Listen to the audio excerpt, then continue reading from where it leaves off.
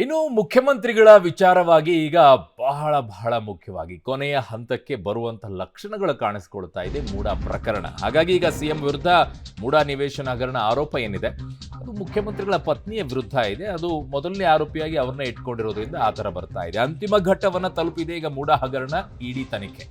ಈಗಾಗಲೇ 25ಕ್ಕೂ ಹೆಚ್ಚು ಜನರ ವಿಚಾರಣೆಯನ್ನ ಮಾಡಿದರೆ, ಹೇಳಿಕೆಯನ್ನು ದಾಖಲು ಮಾಡಿಕೊಂಡಿದ್ದಾರೆ. ಯಾವುದೇ ಕ್ಷಣದಲ್ಲಾದರೂ ಕೂಡ ಸಿಎಂ ಮತ್ತು ಅವರ ಪತ್ನಿ ಪಾರ್ವತಿ ಅವರಿಗೆ ಸಮನ್ಸ್ ಅನ್ನ ಕೊಡುವಂತ ಸಾಧ್ಯತೆ ಇದೆ. ಸಮನ್ಸ್ ಅನ್ನ ನೀಡಿ ತುರ್ತು ವಿಚಾರಣೆಗೆ ಹಾಜರಾಗಲು ಸೂಚಿಸುವ ಸಾಧ್ಯತೆ ಕೂಡ ಇದೆ. ಜಮೀನು ಮಾರಿದ ದೇವರಾಜು ಮಲ್ಲಿಕಾರ್ಜುನ ಸ್ವಾಮಿ ಹೇಳಿಕೆ ಕೂಡ ಈಗಾಗಲೇ ದಾಖಲಾಗಿದೆ.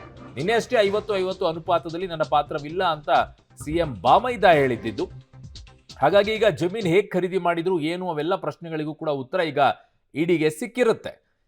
ದೇವರಾಜು ಯಾವ ರೀತಿಯಾಗಿ ಜಮೀನನ್ನ ಪಡ್ಕೊಂಡ್ರು, ಅವರ ಅಣ್ತಮ್ಮಂದ್ರಿದ್ದಾಗಲೂ ಕೂಡ ಇವರೇ ಜಮೀನನ್ನ ಹೇಗೆ ಮಾರಿದ್ರು, ಅದಕ್ಕೆ ಅವರ ಅಣ್ತಮ್ಮಂದ್ರಿಂದ ಏನಾದರೂ ಸಿಕ್ಕಿತ್ತಾ ಅದಕ್ಕೆ ಪರ್ಮಿಷನ್ ಎಲ್ಲ, ಅದಾದ ನಂತರ ಮಲ್ಲಿಕಾರ್ಜುನ್ ಸ್ವಾಮಿ ಅವರನ್ನು ಖರೀದಿ ಮಾಡಿದ್ದು ಹೇಗೆ, ಯಾವ ಸಂದರ್ಭದಲ್ಲಿ ಖರೀದಿಯನ್ನ ಮಾಡಿದ್ರು, ಹೇಗೆ ಅದಕ್ಕೆ 50-50 ಅನುಪಾತದಲ್ಲಿ ಸೈಟ್ಗಳನ್ನು ಮಂಜೂರು ಮಾಡಲಾಯಿತು, ಯಾವ ಸಂದರ್ಭದಲ್ಲಿ ಇದನ್ನು ಮಾರಾಟ ಮಾಡಲಾಗಿತ್ತು, ಆ ಸಂದರ್ಭದಲ್ಲಿ 50-50 ಅನುಪಾತದಲ್ಲಿ ಅವಕಾಶ ಇತ್ತಾ ಇಲ್ವಾ, ಇವೆಲ್ಲ ಬರುತ್ತೆ.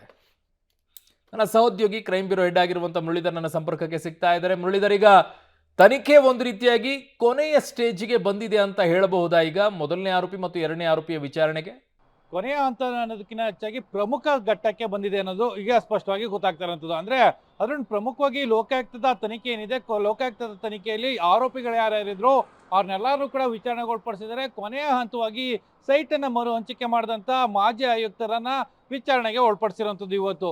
ಆದ್ರೆ ಇಡಿ ಅಧಿಕಾರಿಗಳು ಆ ರೀತಿಯಲ್ಲಿ ಮಾಡ್ಕೊಂಡಿಲ್ಲ. ಮೊದಲು ಪ್ರಾಥಮಿಕ ಹಂತದ ವಿಚಾರಣೆಗಳೇನಿತ್ತು, ಪ್ರಾಥಮಿಕ ಹಂತದ ವಿಚಾರಣೆಗಳು ಮತ್ತು ಅವ್ರಿಗೆ ದಾಖಲೆಗಳಲ್ಲಿ ಇದ್ದಂಥ ಅನುಮಾನಗಳೇನಿತ್ತು, ಈ ಅನುಮಾನಗಳನ್ನೆಲ್ಲನೂ ಕೂಡ ಒಂದಷ್ಟು ಕ್ರೋಢೀಕರಿಸ್ಕೊಳ್ಳುವಂಥ ಒಂದಷ್ಟು ಕೆಲಸವನ್ನ ಮಾಡ್ತಾ ಇರೋಂಥದ್ದು. ಸದ್ಯಕ್ಕೆ ಇಡಿ ಅಧಿಕಾರಿಗಳ ತನಿಖೆ ಏನಿತ್ತು, ಇಡಿ ಅಧಿಕಾರಿಗಳ ತನಿಖೆ ಈಗ ಒಂದು ಪ್ರಮುಖ ಘಟ್ಟವನ್ನು ತಲುಪಿರುವಂಥದ್ದು. ಪ್ರಮುಖ ಘಟ್ಟ ತಲುಪುವ ಸಂದರ್ಭದಲ್ಲಿ ಪ್ರಮುಖವಾಗಿ ಇರುವಂಥ ಆರೋಪಿಗಳು ಯಾರ್ಯಾರು ಅಂದರೆ ಪಾರ್ವತಿ ಮತ್ತು ಸಿದ್ದರಾಮಯ್ಯ. ಇವರಿಬ್ಬರಿಗೂ ಕೂಡ ಯಾವಾಗ ನೋಟಿಸ್ ಅನ್ನು ಕೊಡ್ತಾರೆ, ಯಾವಾಗ ಸಮಂಡನ ಮಾಡ್ತಾರೆ ಅನ್ನೋದ್ರ ಬಗ್ಗೆ ಕೂಡ ಸಾಕಷ್ಟು ಕುತೂಹಲ ಇರುವಂಥದ್ದು. ಯಾಕೆಂದ್ರೆ ಈ ಪ್ರಕರಣದಲ್ಲಿ ದೇವರಾಜ್ ಇರ್ಬೋದು, ಜೊತೆಗೆ ಮಲ್ಲಿಕಾರ್ಜುನ ಸ್ವಾಮಿ ಅವರ ನಿನ್ನೆ ಅಷ್ಟೇ ಹೇಳಿಕೆಗಳನ್ನ ಪಡ್ಕೊಂಡಿರುವಂಥದ್ದು ಇರ್ಬೋದು, ಅದಾದ ನಂತರ ಬೇರೆ ಬೇರೆ ಬೆಳವಣಿಗೆಗಳು ಕೂಡ ಈ ಪ್ರಕರಣದಲ್ಲಿ ನಡೆದಿರುವಂಥದ್ದು. ಆ ಹಿನ್ನೆಲೆಯಲ್ಲಿ ಪಾರ್ವತಿ ಮತ್ತು ಸಿದ್ದರಾಮಯ್ಯ ಇಬ್ಬರಿಗೂ ಕೂಡ ಅತಿ ಶೀಘ್ರದಲ್ಲಿ ಸಮನ್ಸ್ ಅನ್ನ ಮಾಡ್ತಾರೆ ಅನ್ನೋದ್ರ ಬಗ್ಗೆ ಮಾಹಿತಿಗಳು ಸಿಗ್ತಾ ಇದಾವೆ. ಬಹುತೇಕ ಈ ವಾರದ ಕೊನೆಯ ಹಂತಕ್ಕೆ ಅದು ಸಮನ್ಸ್ ಆಗುವಂತ ಸಾಧ್ಯತೆಗಳಿದ್ದಾವೆ. ಆ ರೀತಿ ಏನಾದರೂ ಸಮನ್ಸ್ ಆದ್ರೆ ಇಡೀ ಪ್ರಕರಣದ ಪ್ರಮುಖ ಘಟ್ಟಕ್ಕೆ ಬರುತ್ತೆ. ಆ ಸಂದರ್ಭದಲ್ಲಿ ಇಡಿ ಅಧಿಕಾರಿಗಳ ಮುಂದೆ ಸಿದ್ದರಾಮಯ್ಯ ಅವರು ಅಥವಾ ಅವರ ಪತ್ನಿ ಪಾರ್ವತಿ ಅವರು ಯಾವ ಹೇಳಿಕೆಗಳನ್ನ ಕೊಡ್ತಾರೆ, ಈ 14 ಸೈಟ್ಗಳಿಗೆ ಸಂಬಂಧಪಟ್ಟಂತೆ ಸಂದೇಶನ ಯಾವ ರೀತಿಯಲ್ಲಿ ಕೊಡ್ತಾರೆ ಅನ್ನೋದ್ರ ಬಗ್ಗೆ ಕೂಡ ಸಾಕಷ್ಟು ಕುತೂಹಲ ಇರುವಂತದ್ದು. ಅರುಣ್. ಓಕೆ ಮುರಳೀಧರ್, ನಿಮ್ಮೆಲ್ಲ ಮಾಹಿತಿಗೆ ಧನ್ಯವಾದಗಳು.